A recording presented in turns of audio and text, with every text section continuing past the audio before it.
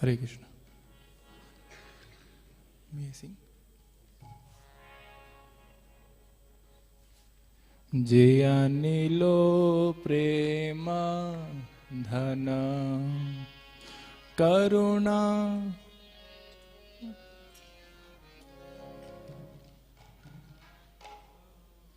प्रेम धन करुणा प्रचोर जयानि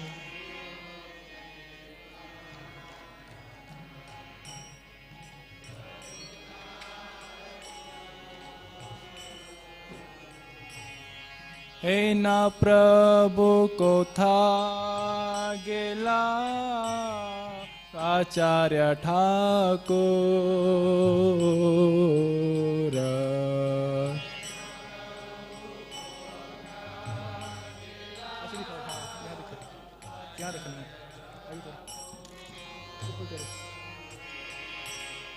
हे ना प्रभु को था गेला आचार्य ठाकुर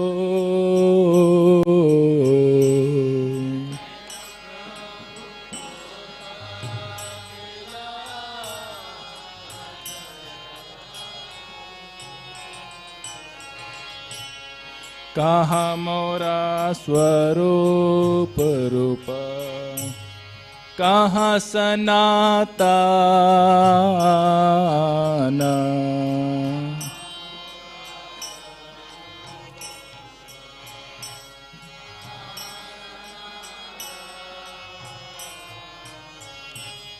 कहाँ दस रघुनाथा पतित पावाना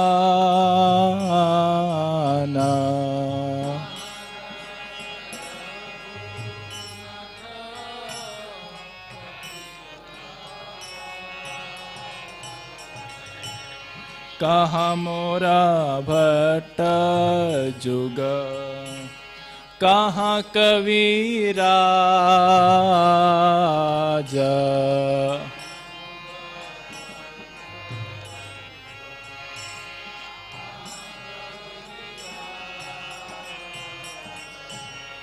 एक काले कोथा गेला गोरा नटराज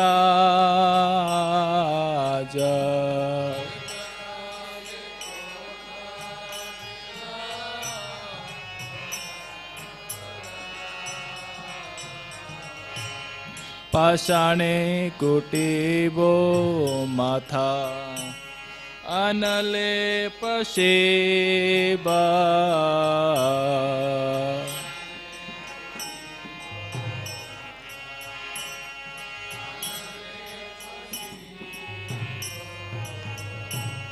गौरांगेर गुणेर निधि कोथा गेले पाबा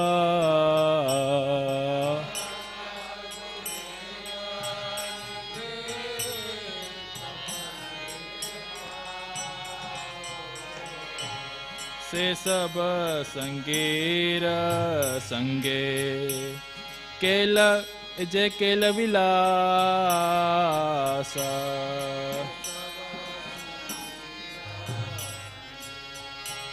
जय केल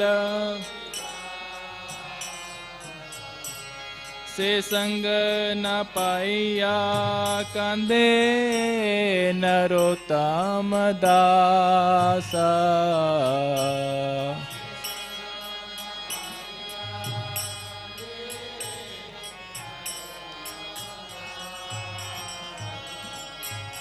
जय अनिल प्रेम धन करुणा प्रचुर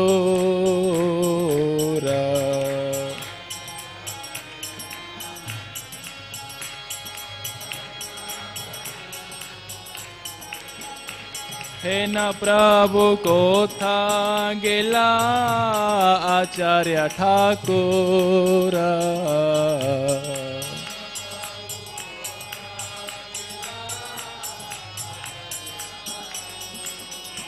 Jaya Vaishnava Thakur, Jaya Vaishnava Thakur, Jaya Vaishnava Thakur, Jaya Vaishnava Thakur.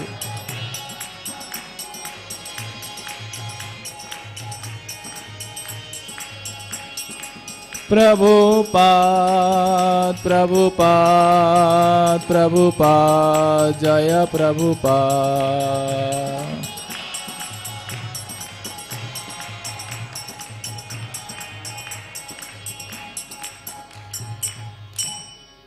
Hari Nam Sankirtan ki.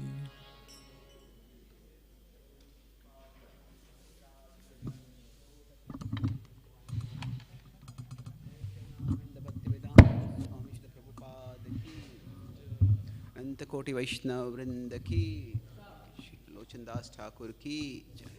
Lochan Das Thakur Tirobhav Maha Mahotsav ki jai. Om Jnanatimirandhasya Jnananjali Shalakaya Chakshurun Militam Yena Tasmai Shri Gurave Namaha. Nama Om Vishnupadaya Krishna Pristhaya Bhutale Shrimate Bhakti Vedanta Swami iti namine. Namaste Saraswati Deve Gauravani Pracharine Nirvishesha Shunyavadi Paschatya Deshatarine Vancha Kalpatarubhyascha Kripa Sindhubhya Evacha Patitanam Pavanebhyo Vaishnavebhyo Namo Namaha. Jai Shri Krishna Chaitanya Prabhu Nityananda Shri Advaita Gadadhara Shri Vasadi Gaura Bhakta Vrinda. Hare Krishna Krishna Krishna Hare Hare Hare Rama Rama Rama Hare Hare.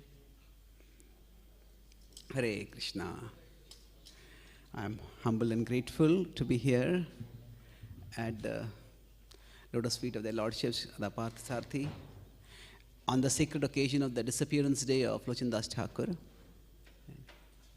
can go till 8:40. Normally it's till 8:30. Today you can go till 8:40 because the marathon we had reduced timings to 8:30, but you can go until 8:45. So,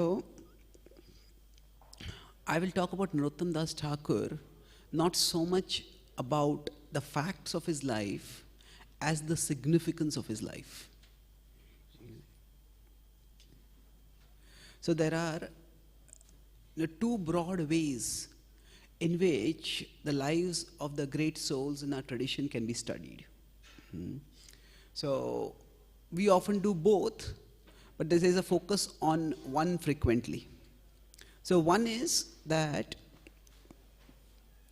if we consider the life of a great soul, I'll use this as a blackboard to write some things. Is it visible or should I change the color? Not visible. I think for you it's visible, for others it may not. Is this better? Yeah. So we could see their lives from a timeless or a ahistorical perspective, and we could see their life from a timely or a historical perspective. Now what do I mean by this? By timeless means that the scriptures and the sacred spiritual traditions, they describe values that can help us go out of the flow of time. So in one sense, we understand that in the world, there is the samsara chakra. So in this circle, samsara chakra, essentially, there is nothing really new. It is all punha punascharvita charvananam. It is again trying to seek the same old pleasures. In fact, even sociologists have organized this, or have recognized this. There's a famous social analyst who said that news is nothing new. News is basically the same old things happening to new people. Or we had the Cricket World Cup. That time this country won, now this country won. In this match, this person was the man of the match, that person is the man of the match now. At this time, there was an accident and this person passed away. There was an assassination and this person was killed. There was a fraud and these people were defrauded. The same old things happening to new people. So from this perspective, the specific time when something happened, okay, this happened at this date, this date, this date, that is not considered very important. What, if you see the way modern history is studied, that is not the only way it needs to be studied, but quite often the way we study history in our academic books is, it's just basically this war happened here, this king was born here, and this treaty happened over there, and this famine came over here. It's just a list of names and dates. That is what most history is. And this approach to history, while it is fact-centered, what happens is history is mostly list of names and dates. And that approach to history doesn't lead to much moral edification, to much learning. In the past, maybe 100, 150 years before, there was an attempt to try to draw lessons from history. But that has gone down substantially. So the one thing is that if you look at history from a purely factual perspective, from the long-term perspective, there's not much to learn. Okay, it's just a list of names and dates. So within the Vedic tradition, while names and dates are talked about, the focus, when we study history, is not the focus of studying history. Now we are discussing this as a background to what the approach I'll take to discuss about Lochan. It can be dates and names, or it can be values and lessons. And generally, the spiritual traditions, or even wisdom traditions in general, they adopt the latter approach. That means, what were the values that a particular person stood for? How did they stand for those values? And what lessons can we draw from their life? So this is the primary approach used by spiritual traditions. So we learn values and we draw lessons from their lives. In this approach, the specific date when somebody was born, specific date when somebody passed away, specific date this happened, that happened, that is not considered very important. So this is one approach. In general, in the tradition, we use this approach. So for example, this is how, if we talk about Lochan Das Thakur, we'll often talk about how utterly renounced he was. That he got married at a very young age, as was common at that time. But it's not that they married and cohabited. They lived separately. And then when he went to his in-laws' place for the first time, he saw a woman and he asked her, where is the address to my in-laws' place? And later on, he referred to her respectfully as a mother, because that was the natural convention at that time. And later on came to know that she was his wife. He had met her as a child, and he didn't even know her. So, how detached he was, what a spiritual vision he had, and he always treated her with reverence thereafter. So, this is like a lesson we can learn about how we should be respectful. We should not have a sensual vision toward others. So, these are the values we can draw. Now the other approach, the historical approach, it can be just facts and dates, but it can be something more. How can it be something more? See, in our tradition it is understood that Krishna is time. Kalosmi lokakshay krut pravriddho. So, to understand how time flows, to understand how one event leads to another event, now that is not just a study of history. We can say history can be studied as his story. So history, his story. So it is whose story? It is Krishna's story. Even if Krishna is not present directly, Krishna as time is acting in the world. And if we study it from that perspective, so what is Krishna doing? How is Krishna furthering his plan for delivering the world? And how are different souls playing their roles in the unfolding of Krishna's divine plan? When we see from this perspective, The study of history can be a form of devotional service and devotional absorption. So in this approach, we focus not so much on facts and figures, names and dates, but we focus on how events unfold and how Krishna manifests his plan through his events. So here also we draw values, but we focus on the unfolding of broader events.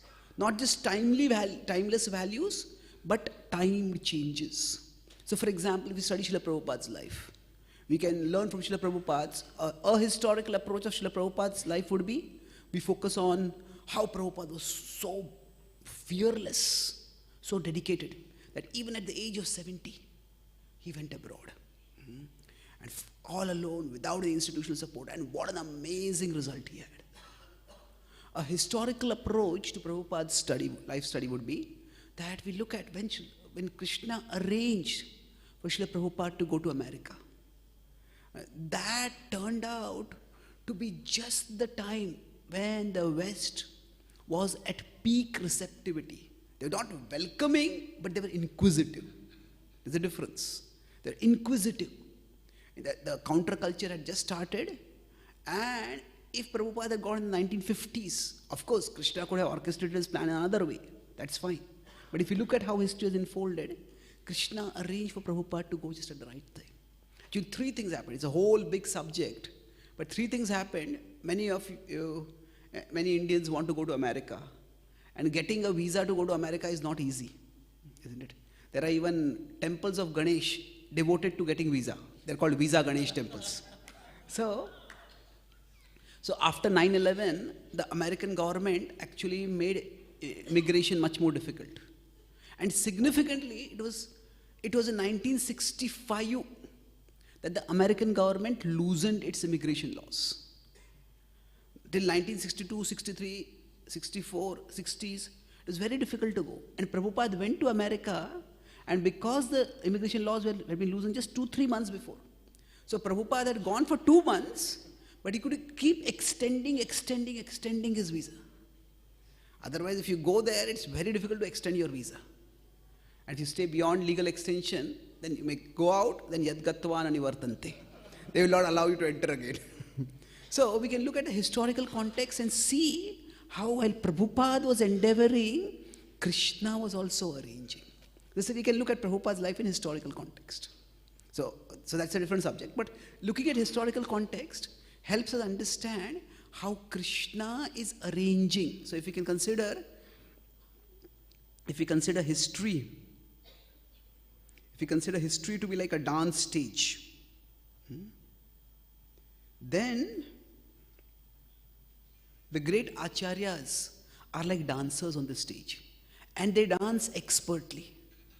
But when we understand the stage that has been set up for their dancing, then we can appreciate the dance better. Srila Prabhupada said, "Nachao, nachao, Prabhu, nachao se mate." Make me dance. So Srila Prabhupada was ready to dance to Krishna's tune for Krishna's pleasure, in Krishna's service. But it was Krishna who set the stage for him. So understanding history, we're not downplaying the extraordinary endeavor of the Acharya. But what we are seeing is, there is the extraordinary endeavor of the Acharyas, and there is the reciprocation of Krishna. So that's what we understand if we study history, not just as a set of mundane events, but as the unfolding of Krishna's plan, as his story. So from this perspective, so let's now look at the life. We'll take this approach, the historical contextualization approach, to the study of Lochan Das Thakur's life. Now we will see that during Mahaprabhu's times, I'll talk about it from a spatial perspective and a chronological perspective. Spatial means, we know that Mahaprabhu appeared in Bengal. This is not a map, this is just a representation. So, Mahaprabhu appeared in Bengal, and he flooded the Bengal, especially the Mayapur area, with the chanting of the holy names. From there, he went to Vrindavan. Now, I kept Vrindavan small here, simply because Mahaprabhu sent a select set of disciples to Vrindavan. The Goswamis went, and then Lokanath Goswami and others went. So they were deputed in Vrindavan. And then Mahaprabhu settled in Puri. So these were the three main places where Gaudiya Vaishnavism was established by Mahaprabhu or his followers. Now apart from that, Mahaprabhu also went on the North India tour. Mahaprabhu also went on the South India tour. However, he didn't set up any base over there. He didn't send any followers over there. So there was a wave of devotion when he went. But the specific Gaudiya Vaishnavism didn't continue over those areas. Later on, of course, Mahaprabhu's followers went, and then Manipur also became a Vaishnava state. But that was slightly later. Now, Mahaprabhu, in one sense, departed very early and very suddenly. How old was Mahaprabhu when he departed? 48. And at that time, what happened? Actually, from the historical perspective, that Gaudiya Vaishnavism survived itself is a miracle. And that is where we'll talk about Lochan Thakur and the other Vaishnava authors' roles. Generally, if any charismatic leader founds a religion or a tradition or a path, then normally three things are required for, say, if there is a charismatic leader. Charisma is a person with great leadership ability, magnetic leadership ability. So after the charismatic leader, if after them their teachings are to continue in an organized way, three things are required. They need a clear will, they need successors, and they need some kind of organization. And it is remarkable that Mahaprabhu didn't do any of these three things. He didn't write a will. Now we could say, it's not a legal will, but even his teachings, he just gave the Shikshashtakam. He didn't write a book telling what exactly his teachings were. And then he did not appoint any official successor. And he didn't even say, okay, this group will be my successors. No, didn't write. And then he didn't form an organization. So in the history of religious organizations, it's actually extraordinary that the Gaudiya Vaishnavism survived. Not only survived, it thrived. And how did that happen? Now, why are these required? These three required because especially the spiritual path requires leadership. Not everybody is spiritually minded, or not everybody is equally spiritually minded. And how to live spiritually needs to be taught and demonstrated. So after Mahaprabhu, who will be his successors? After Mahaprabhu, what are his teachings? How do we know exactly his teachings? And then, anybody may be singing Mahaprabhu's Gaur Nitai or Hare Krishna Mahamantra. Are all of them the followers of Mahaprabhu? Is there some structure? If somebody wants to know more about Mahaprabhu, whom do they go to? How do they learn? So, now this created a crisis. And this is where, in the generation after Mahaprabhu, there were the Gaudiya Vaishnava authors. They played a very significant role in the consolidation and the continuation of the tradition. Two things. Consolidation. Consolidate means to bring it together. And then there is continuation. By that it could continue. Now the most important role in this was played by Krishnadas Kaviraj Goswami. And that will be the concluding part of the talk. We'll focus on what happened after Mahaprabhu departed. So basically, let's put it this way now. There's Vrindavan, there is Bengal, and there is Puri.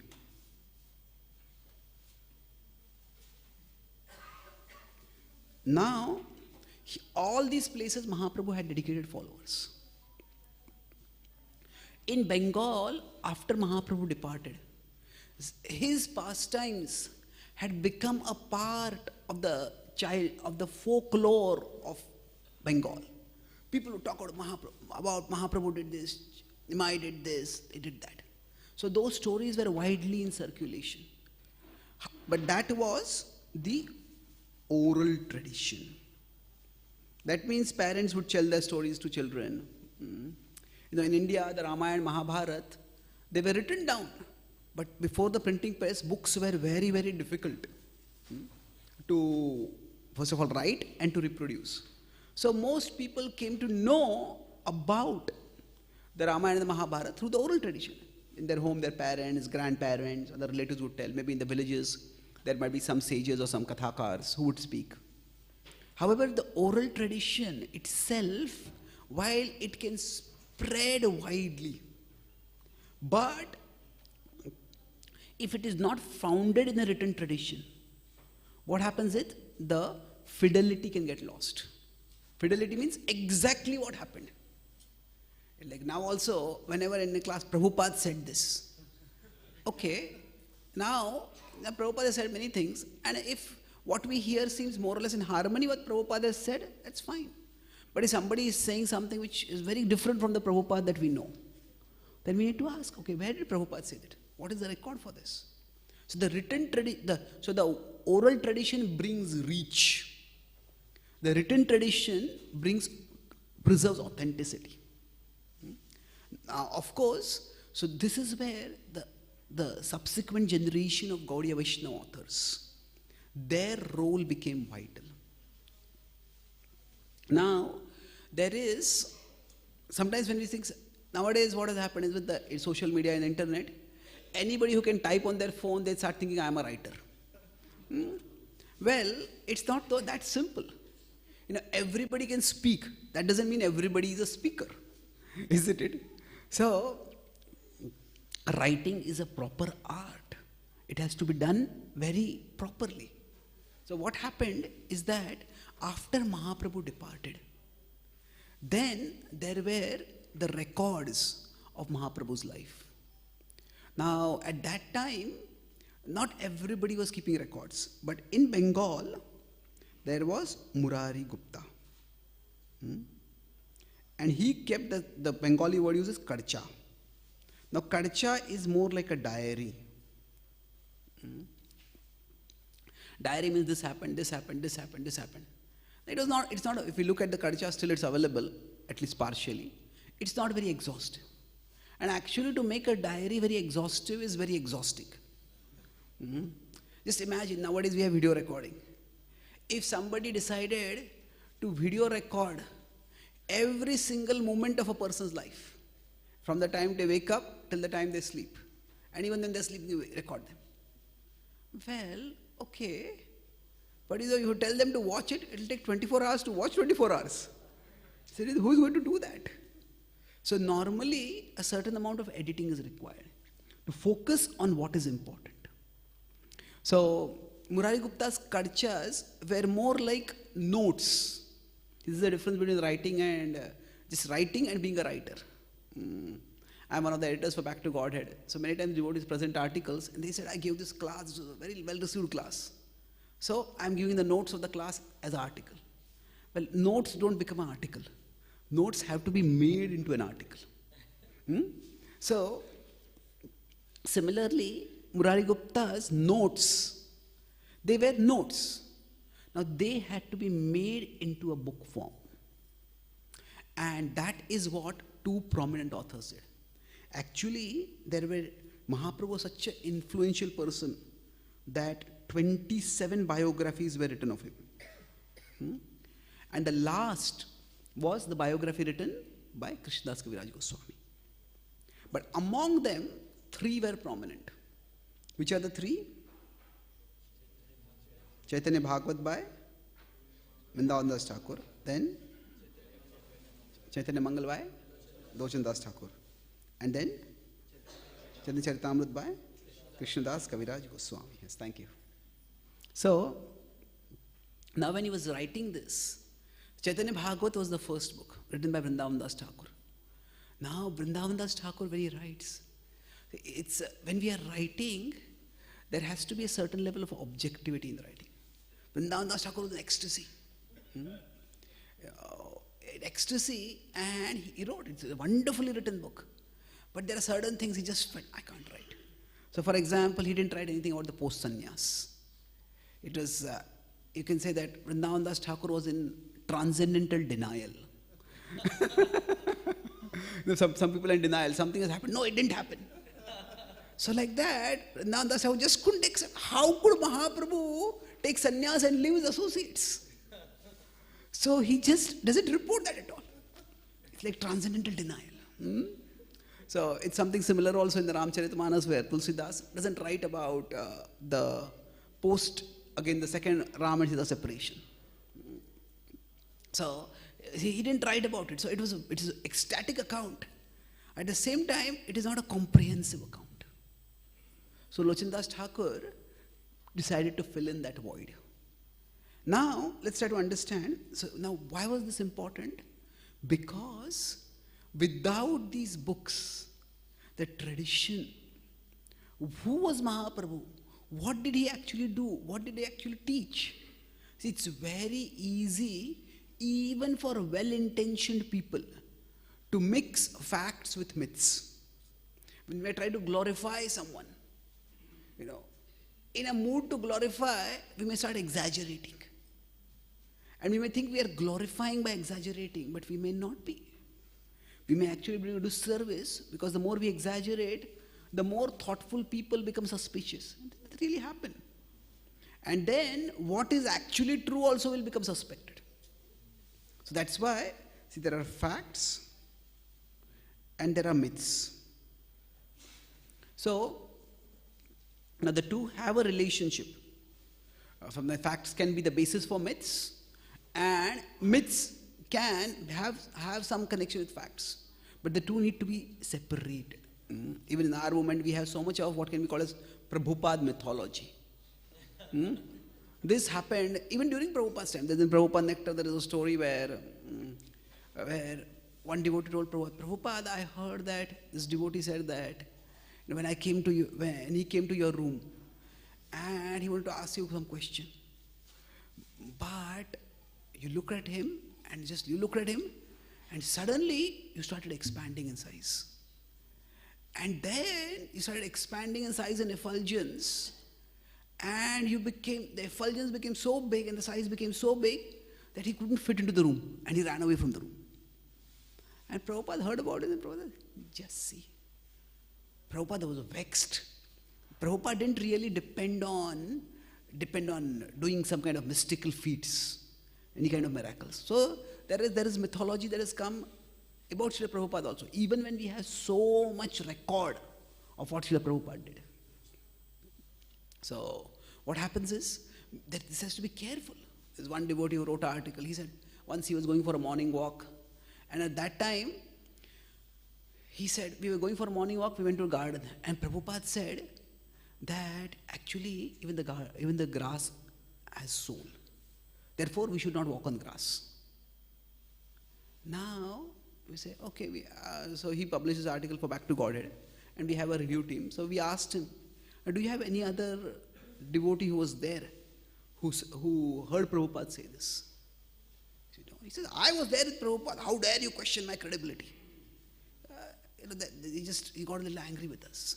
He said, I have been in Krishna consciousness for more years than you have been on this earth. How dare you question me? I said, I am not questioning you. Others will question us when we publish this in BTG. Because there are dozens of other occasions when Prabhupada walked on grass. Most of the morning walks were in gardens, which is on grass.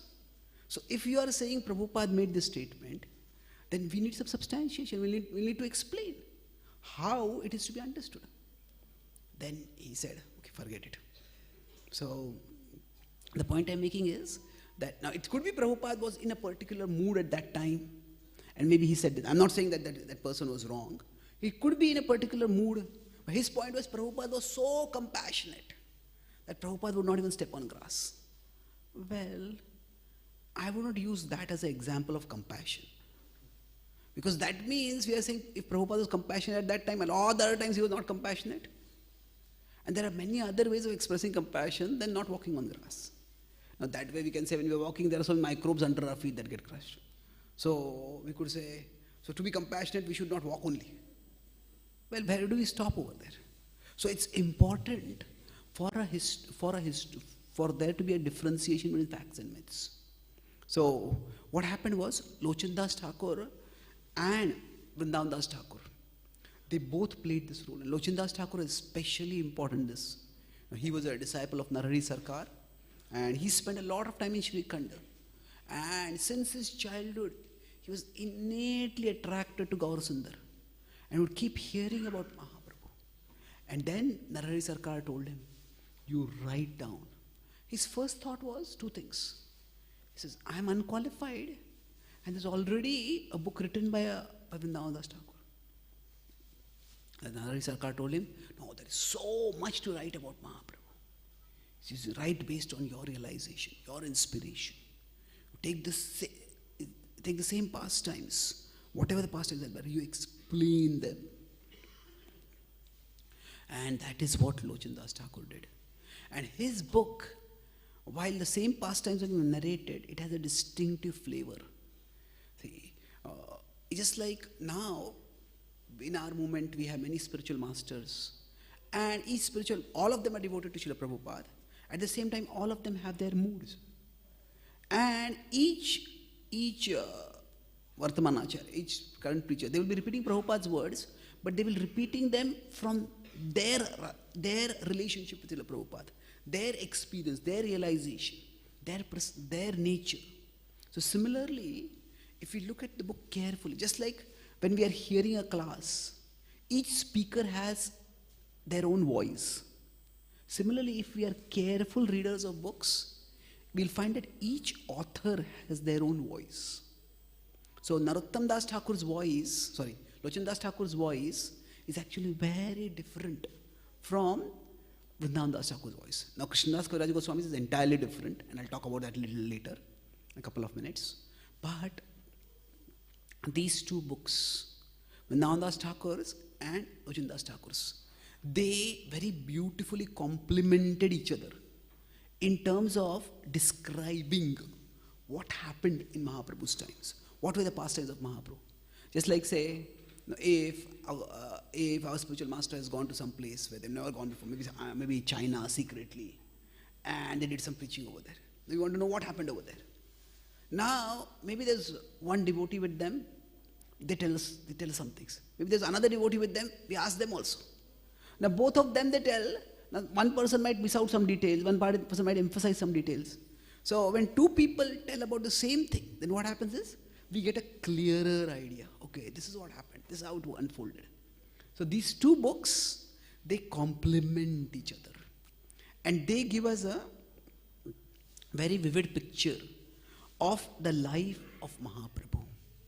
And this is what ensured that the Gaudiya Vaishnava tradition continued on. That either Mahaprabhu's memory could have been forgotten completely without the books, because the oral tradition, so people might just stop telling the story, they might start telling some other stories. Or without the books, see there's two possibilities. One is, either it could be forgotten, or it could be made into a total myth. That means there's so much exaggeration, so much distortion, that who was Mahaprabhu, what his teachings could be lost. But there was, these two books, there was preservation. The teachings, the life was, his teachings were preserved. And how was he able to preserve? But because he was so devoted utterly, and he had no desire except to transmit the glories of Mahaprabhu. And it's generally the purer we are, the less exaggeration we need to do. Because what happens is, if we are not pure-hearted, then we think, I have to exaggerate to catch attention. I have to tell something in a very flamboyant way so that people catch attention. But if we are pure, we understand, it's actually not I who am catching attention. It is Krishna who is all attractive. If I just let myself be an instrument for Krishna, he will attract. So this is how these two authors, Lochan, they played a vital role in the continuation of our tradition. And then, the last part which I'll conclude now, we can have a couple of questions after that. See, Krishnadas Kaviraj Goswami had something else to do. Let's focus on these two places, Vrindavan and Bengals.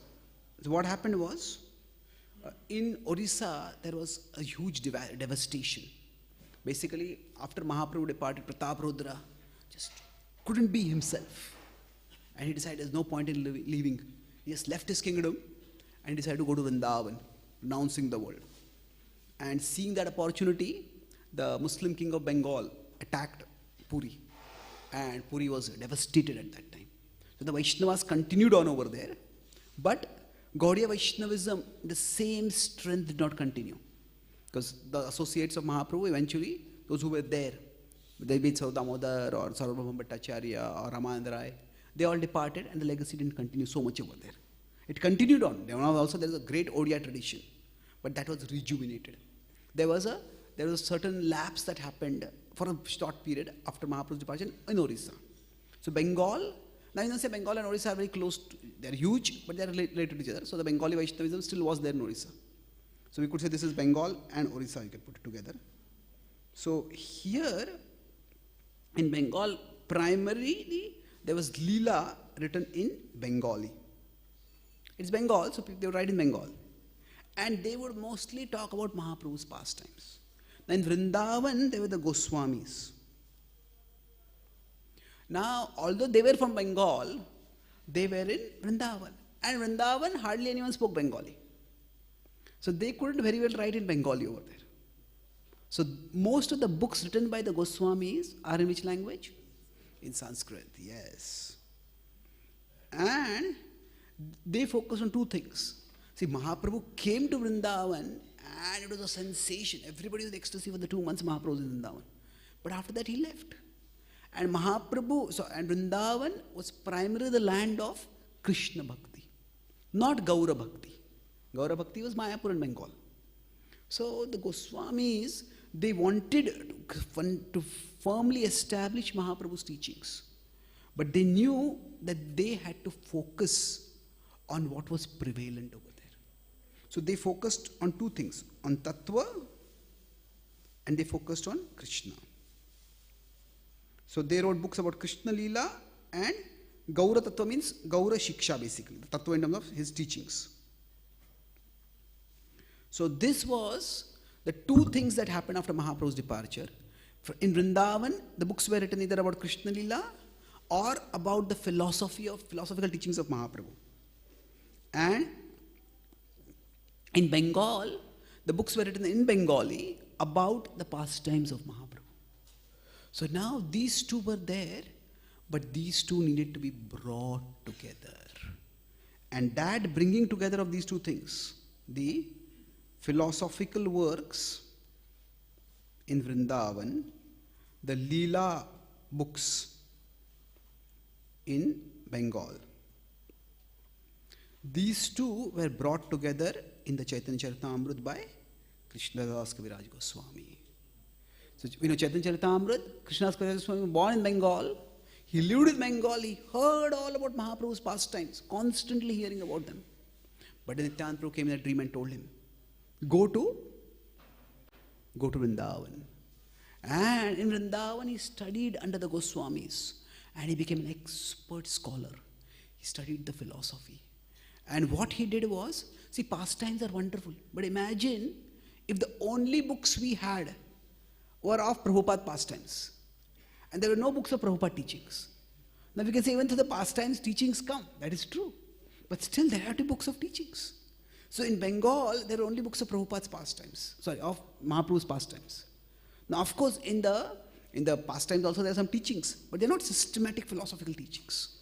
So Chaitanya Charitamrita's author Krishnadas Kaviraj Goswami derived his knowledge of Mahaprabhu's pastimes from Vrindavan Das Thakur and Lochan Das Thakur, from their writings. And then Vrindavan Das Thakur was the first author. That's why often he is given the more credit. But Krishnadas Kaviraj Goswami says, he expresses his indebtedness even to Lochan Das Thakur. And then he went to Vrindavan, studied under Goswamis, understood the philosophy, and then finally he wrote the Chaitanya Charitamrita. And that is what completed the mission of consolidating Mahaprabhu's tradition. After Krishnadas Kaviraj Swami's book was written, then the devotees had one book that combined both Mahaprabhu's Leela and Mahaprabhu's Shiksha. And that gave the Gaudiya Vaishnava tradition the firm foundation by which it could continue for hundreds and hundreds of years, and it will continue for hundreds and hundreds of years.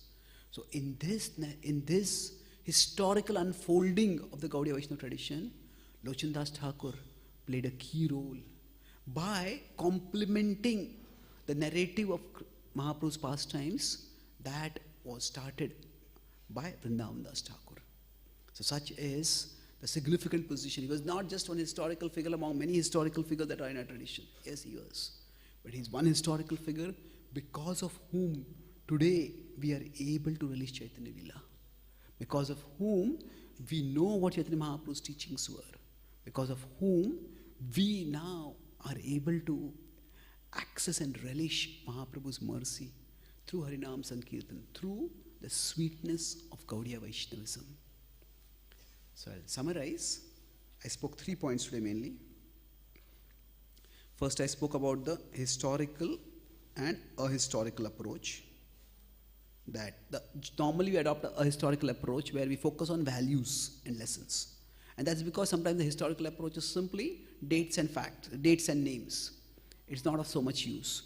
But we could adopt a historical approach if we understand that history is his story.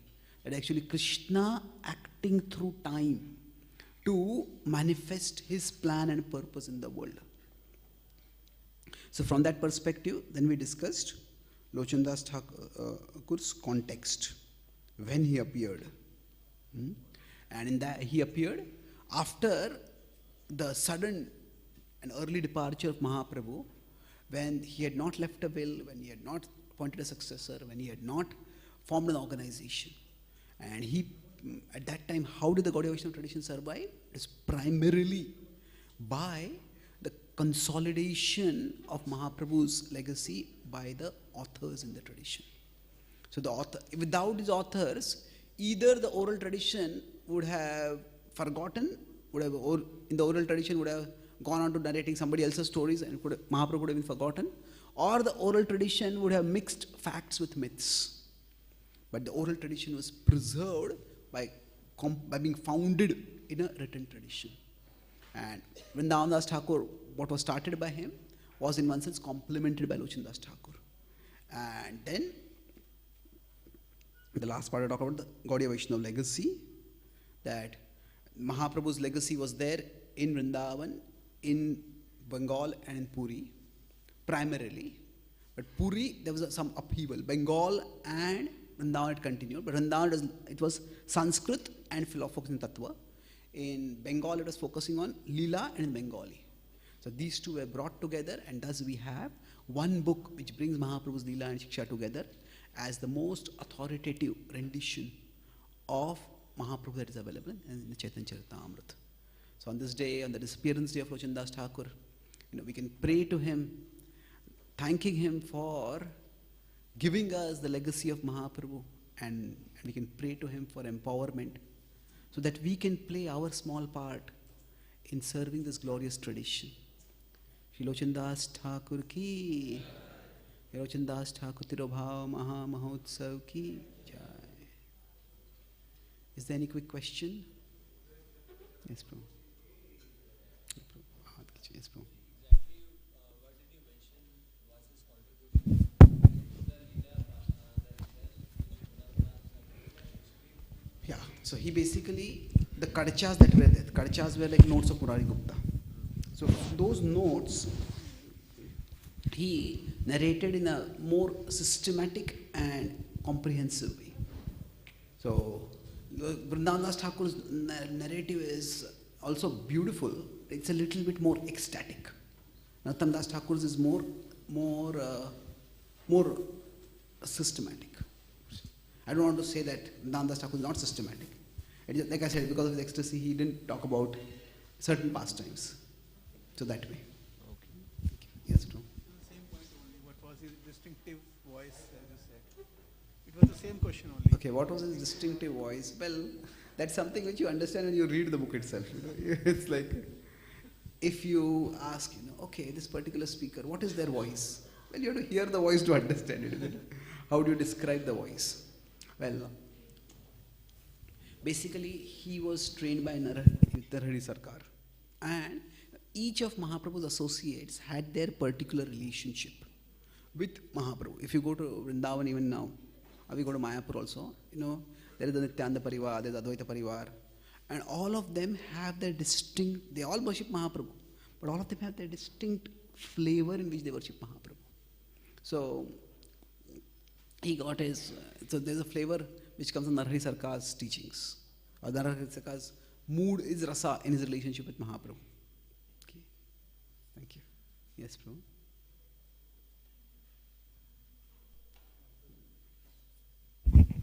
Prabhuji, as you were mentioning that there were 27 biographies and only 3 are known to us right now. So, and almost, are these 24 biographies that are still available, or if not, so can we say that most of the Leelas or say teachings are not known to us? Well, no, not necessarily like that. Well, at least 9 are available right now, but not all of them have been preserved equally accurately. Bhakti Thakur was a person in our tradition, it is in the recent times, Bhaktisiddhanta Thakur was a person who focused a little bit on what is called as text criticality or Pathantar Bhed. Prabhupada didn't get into technicalities in general. So Pathantar Bhed means what, that when a book is to be written, it's a laborious task. Now we can just take a Xerox copy or we can take a print out of the PDF. But at that time, the exact book had to be written down again. And at that time, sometimes there could be some errors in that. An can become a or a small c can become a long c. So like that, these changes can happen. They are called as Pathantar Bhed. And how do we prevent that? Of course, when an author would do that, others would check it. But one way to check it was that to have multiple versions of the same book. That means if a particular book was there, it was reproduced. Pathantar was done in Sri Khanda, and Pathantar was done in Shantipur. Pathantar was done in Lochan. So get all the manuscripts and compare them and see what is significant. So because these 3 were the prominent books, so in these 3 were preserved much more carefully. And the Pathantar Bhed in these 3 is lesser. So Bhaktivedanta Thakur didn't really focus too much on the others. He said that he pointed out certain things which the Pathantar was not very proper. That's why I said what actually happened, what is written over there, we're not too sure about what it is. So that's why I focus on these 3. Okay. Thank you. Any last question before we stop? Yes, Prabhu. Like you were telling about how important it is to separate the facts from the myths. So like certain historical events, like the appearance of Gopalji, the Madhven Puri when he saw. So certain one sampradaya has some other history. So would you like to comment on that? Because by that they start questioning the authenticity of Chaitanya Charitamrita. Yeah, so if it's in the origin of Gopalji, the tradition which has a different account, would I like to comment on that? I would not like to. You should have asked the question, can you comment on that? See, there's one historian who said that history is like permanently disputed territory. It's not just disputed territory, it's permanently disputed territory. So I don't think there are some facts which can be resolved. Because generally when there is a conflict, how do we resolve it? If A says this happened, B says this happened. There is generally the way to resolve it is by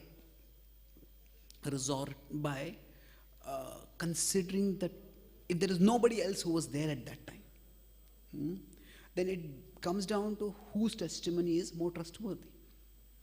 In a court of law, if A and B are opposing each other, and A is saying this happened, B said this happened, and there is no third person account. And most courts will give a mixed verdict. They'll say you can't just believe one person's account unless you have some supportive evidence. You know, so in this case what happens is this history is very complicated, and we will naturally defer to our acharyas, and that tradition will defer to their acharyas. So ultimately it becomes a question of which authority will you accept. And because here there are authorities who are considered spiritual who are involved, so even if we use reasoning, you know, actually this is how it happened, these are the facts available, these are the reasons available. But in this particular case, the authorities themselves have different accounts. And there have been attempts to it, but using factual and inferential reasoning doesn't work. So my understanding would be that this is something best to not get involved in. Yes, they have their account of how things happen. We have our account of how things happen. The important thing is that Gopalji is here. The important thing that we can worship Gopalji, and we can actually relish his mercy. Now, whether that something happened this way or that way, in this particular case, resolving it will only actually worsen tensions. It will only, because how are you going to resolve it? Unless there is one authority which both sides are ready to accept, we were not going to resolve it. And I don't think that because it's venerable authorities on both sides, neither side is likely to cede authority. So there was, as I mentioned, one of the editors, Back to Godhead. So in Back to Godhead, sometimes early days, when Prabhupada was there, some devotees published an article about Mahaprabhu's and his associates' interactions with Vallabhacharya. And those don't really portray Vallabhacharya in the most charitable light in some ways. So one of Prabhupada's main sponsors in the early days was Sumti Moraji. And she got a Back to God magazine. She was very upset. She read that. And she wrote to Prabhupada. And Prabhupada wrote back to her, pacifying her. Prabhupada, this is what I said is, Prabhupada didn't really try to prove to her that what was there was right. Prabhupada said, these are, they are basically, he tried to excuse the actions of his followers.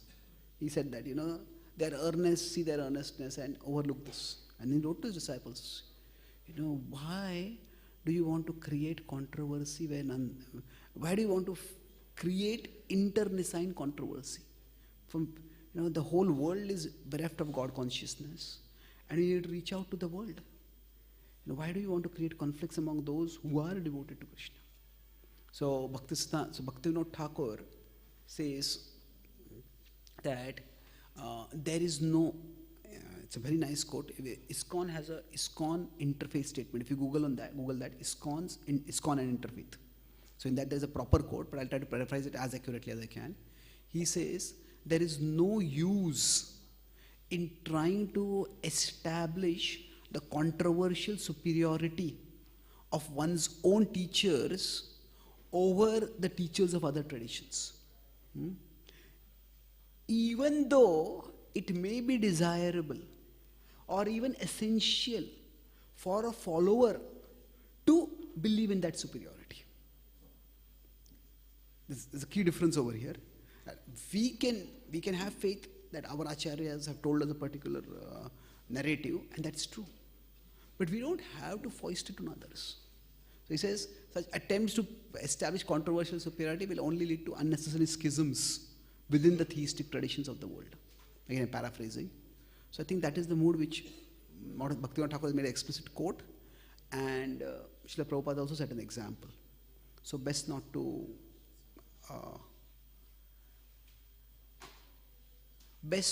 open that Pandora's box. Okay. So thank you very much. Srila Lochan Das Thakur ki, Srila Prabhupada ki, Gaur Bhakta Vrinda ki, Jai Gaur Premanande.